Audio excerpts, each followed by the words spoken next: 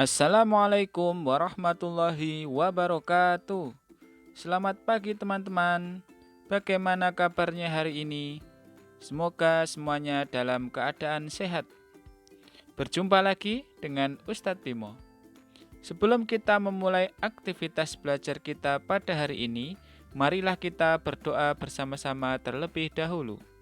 Bismillahirrahmanirrahim. Edo dan teman-teman sekelasnya bermusyawarah. Mereka membicarakan tentang rencana peragaan tari. Sebelum musyawarah dilakukan, mereka sepakat bahwa musyawarah akan dipimpin oleh Edo. Selain itu, mereka juga sepakat bahwa Siti sebagai penulis yang akan mencatat jalannya musyawarah dan mencatat hasil musyawarah. Teman-teman, tahukah kalian apa yang dimaksud dengan musyawarah? Dan apa yang harus kita lakukan sebagai peserta musyawarah? Untuk lebih jelasnya, simak penjelasan berikut ini. Mengambil keputusan dengan musyawarah. Setiap warga masyarakat mempunyai tanggung jawab ikut serta dalam mengambil keputusan bersama. Keputusan bersama adalah suatu keputusan yang sudah ditetapkan berdasarkan pertimbangan, pemikiran, dan pembahasan yang matang. Keputusan bersama haruslah mewakili kepentingan seluruh anggota atau seluruh peserta rapat.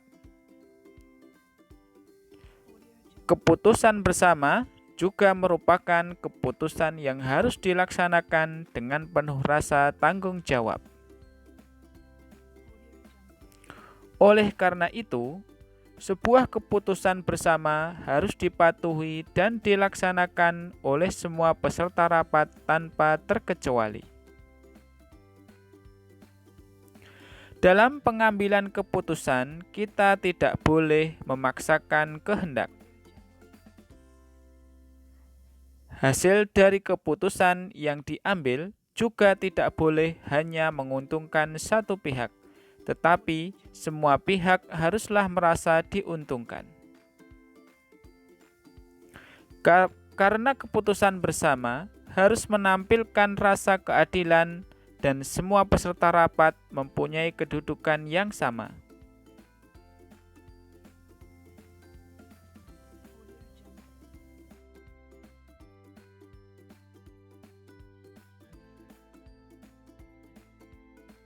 Pengambilan keputusan harus didasarkan pada beberapa nilai penting agar semua pihak yang terlibat merasakan keadilan.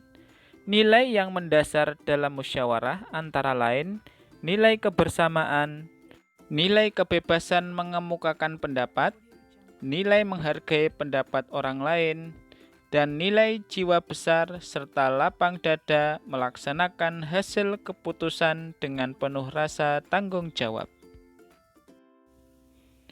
Nilai kebersamaan. Pengambilan keputusan harus dilakukan secara bersama-sama, duduk dalam satu tempat dengan tujuan yang sama demi kebaikan bersama. Walaupun setiap peserta rapat berasal dari latar belakang yang berbeda, namun harus tetap mendahulukan kepentingan umum dan mengesampingkan kepentingan pribadi. Nilai kebebasan mengemukakan pendapat. Bebas artinya tidak mendapat paksaan dari orang lain. Semua peserta rapat boleh mengutarakan pendapatnya. Pendapat yang diberikan harus logis dan masuk akal, tidak menimbulkan perpecahan sesuai dengan norma dan tidak menyinggung perasaan orang lain.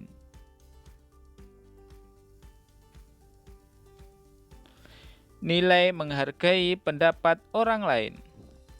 Setiap peserta rapat haruslah mendengarkan dan menghargai pendapat orang lain tanpa menyela orang yang sedang mengemukakan pendapat.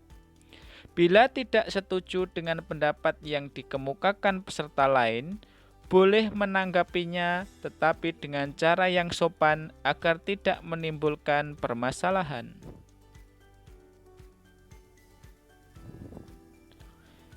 Nilai jiwa besar serta lapang dada melaksanakan hasil keputusan dengan penuh rasa tanggung jawab. Apabila kesepakatan telah diambil, maka kesepakatan itu sudah bukan lagi milik dari pihak yang mengusulkan, namun telah menjadi milik bersama. Keputusan tersebut harus dipatuhi dan dilaksanakan bersama dengan penuh kesadaran dan tanggung jawab.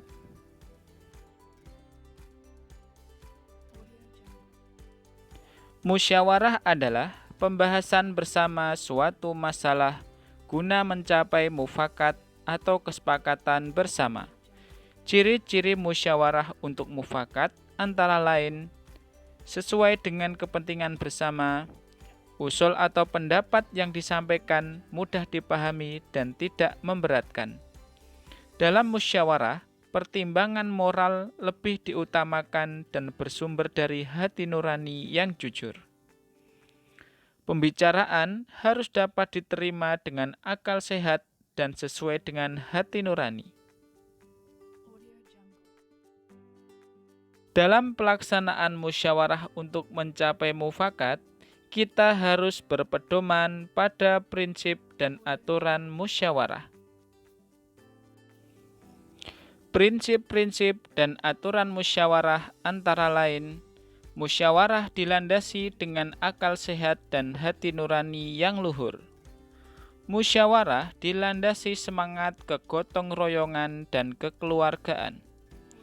Mengutamakan kepentingan umum, menghargai pendapat orang lain. Keputusan yang diambil harus dapat dipertanggungjawabkan secara moral kepada Allah Subhanahu wa Ta'ala, dan melaksanakan keputusan bersama dengan dilandasi itikat baik dan penuh rasa tanggung jawab.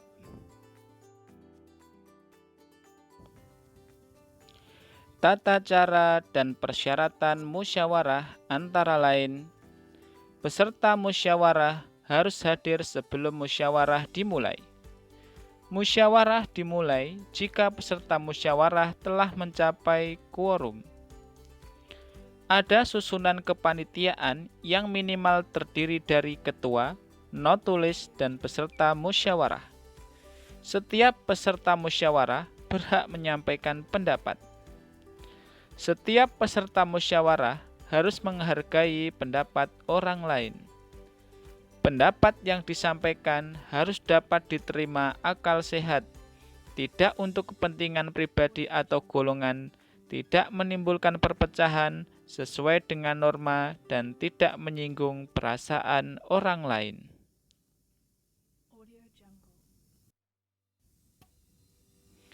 Cara-cara yang baik dalam mengeluarkan pendapat saat bermusyawarah, antara lain, mengacungkan tangan sebagai tanda izin bicara, berbicara setelah dipersilahkan. Jika ada yang berbicara, menunggu sampai pembicaraan selesai, bersikap sopan, dan suara cukup jelas.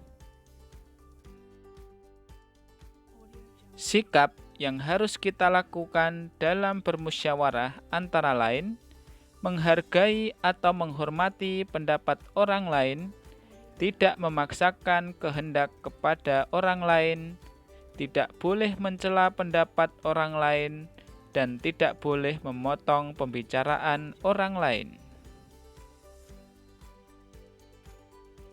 Nah, teman-teman yang Ustadz banggakan, itu tadi materi tentang musyawarah yang mencakup nilai, ciri musyawarah, prinsip dan aturan, tata cara dan persyaratan, cara mengeluarkan pendapat, dan sikap dalam bermusyawarah.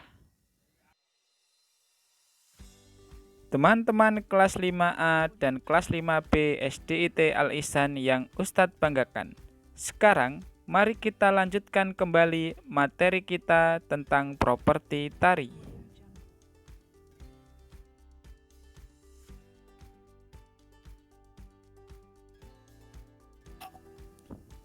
Properti tari adalah benda-benda atau peralatan yang digunakan sebagai penunjang pertunjukan tari. Benda yang digunakan sebagai properti tari antara lain selendang, topeng, kipas, payung, keris, dan piring. Properti tari berfungsi untuk menambah nilai keindahan tarian yang dipertunjukkan dan sebagai media penyampai pesan dari tari yang ditampilkan. Dasar pemilihan properti tari antara lain suatu alat yang akan dijadikan properti tari harus menggambarkan makna gerakan tari yang akan ditampilkan. Alat yang akan dijadikan properti tari harus mendukung tema tari yang akan ditampilkan. Properti yang digunakan tidak hilang kearifan lokalnya, serta properti yang akan digunakan tidak boleh menghambat gerakan tarian. Teman-teman, kalian telah mengetahui tentang pengertian properti tari dan dasar pemilihan properti tari. Sekarang, mari kita mengenal properti tari yang digunakan pada beberapa tari tradisional Indonesia. Tari Klono Topeng dari Cirebon, Jawa Barat menggunakan properti berupa topeng dan selendang atau sampur. Tari Piring dari Sumatera Barat menggunakan properti berupa piring.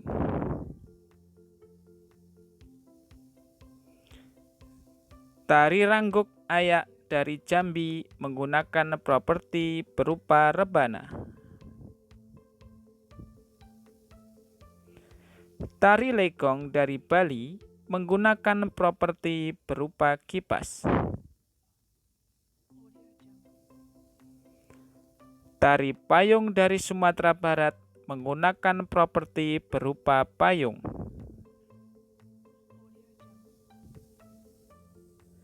Demikian teman-teman materi kita pada hari ini. Sampai jumpa di pembelajaran selanjutnya. Tetap semangat dan selamat belajar. Wassalamualaikum warahmatullahi wabarakatuh.